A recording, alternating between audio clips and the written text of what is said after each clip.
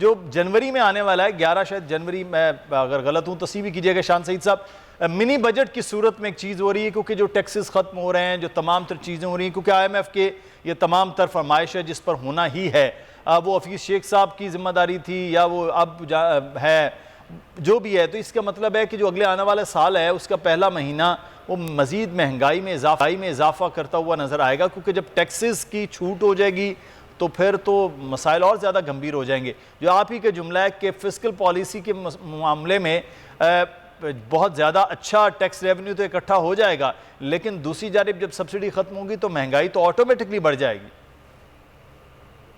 जी, आपने जो सवाल किया, subsidy is not the solution. Subsidy हमेशा जो है वो मिस एलोकेशन ऑफ रिसोर्सेज को उसको इमर्ज करती है, और सब्सिडी से जो है इकोनॉमी में इनएफिशिएंसी ज़्यादा पैदा होती हैं।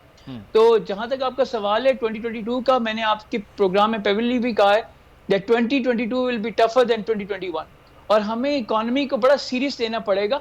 Economy can not be played like piano. हम लोगों ने इस वक्त जो देखा है पिछले 1-1.5 साल में, जब से कुछ लोग आए हैं कुछ जगहों पे, इंपॉर्टेंट जगहों पे, कि उन्होंने समझा है कि पाकिस्तान की मॉनेटरी पॉलिसी को एक्सपेरिमेंट्स किए जाएं। इस वक्त पाकिस्तान की इकोनॉमी के साथ एक्सपेरिमेंट्स नहीं किए जा सकते। पाकिस्तान की इकोनॉमी में उन लोगों को बिठाया जाए जो सीजनड हैं, जिनको इकोनॉमी का पता है, जिनके रूट्स हैं पाकिस्तान में, people who have skin in the game. उनको ना दिया जाए इकोनॉमी का जिनको पता ही नहीं है कि जी करना क्या है। तो मेरा ख्याल है इस वक्त जो मुझे नजर आ रहा है, फिस्कल साइड पे तो हम लोग ठीक है, 100% नहीं है परफेक्ट, लेकिन मॉनेटरी साइड पे जो है हम टोटली फेल हो गए, और वहां पर हमें एडल्ट्स को बिठाना चाहिए। वो इकोनॉमी को जो है, बच्चों का काम नहीं है चलाना। इस वक्त मुझे जो लग रहा है मॉनेटरी पॉलिसी की वजह से जो हम ये सारी बातें कर रहे हैं कि जी महंगाई हो रही है, इसका पूरा जो जिम्मेदार है वो है मॉनेटरी पॉलिसी। पूरी दुनिया में जिन ममालिक में मॉनेटरी पॉलिसी या फिस्कल पॉलिसी काम कर रही है, मैं आपको मिसाल देता हूँ थाईलैंड की, सिंगापुर की। इन्फ्लेशन हाई है लेकिन उन्होंने मॉनेटरी पॉलिसी के थ्रू कंट्रोल किया हुआ है। इवन मलेशिया में भी उन्होंने मॉनेटरी पॉलिसी के थ्रू कंट्रोल किया हुआ है। लेकिन हमारे यहाँ मुल्क में अनफॉर्चुनेटली मॉनेटरी पॉलिसी जो है वो टोटली फेल हो गई, जिसकी वजह से हमें खमियाजा भुगतना पड़ा है और आवाम को खमियाजा भुगतना पड़ा है। अच्छा, बिल्कुल ये सही है। अच्छा, मैं इस आज जो रुझान रहा है पाकिस्तान स्टॉक एक्सचेंज पर, उस पर भी क्योंकि बहुत ज़्यादा बात करना ज़रूरी है कि स्टॉक मार्केट जो है शदीद मंदी का रुझान रहा है। ज़फ़र मोतीवाला साहब हमारे साथ मौजूद है। ज़फ़र साहब, बहुत शुक्रिया सर आपके वक्त का। ये क्या मामला हुआ है आज पाकिस्तान स्टॉक एक्सचेंज एकदम से वो 2000 से ज़ायद पॉइंट्स की कमी उसमें आई है? देखिए, पहले से खबरें मिनी बजट की थी। जब FBR के चेयरमैन ने खुद कह दिया कि भाई मिनी बजट तैयार है, हमको गवर्नमेंट कहे तो हम देंगे, तो इसका मतलब महंगाई बढ़ेगी। अब महंगाई के बढ़ने को रोकने के लिए जो स्टेट बैंक का तरीका है वो ये है कि किसी तरह मॉनेटरी पॉलिसी में इंटरेस्ट रेट इतने बढ़ा दो कि महंगाई कंट्रोल हो जाए, जो हुई नहीं थी लास्ट टाइम भी जी। तो ये जो है यहाँ पहले खबर ये थी कि जो दिसंबर की मॉनेटरी पॉलिसी आ रही है उसमें ज्यादा से ज्यादा 125 बेसिस पॉइंट से बढ़ाएंगे।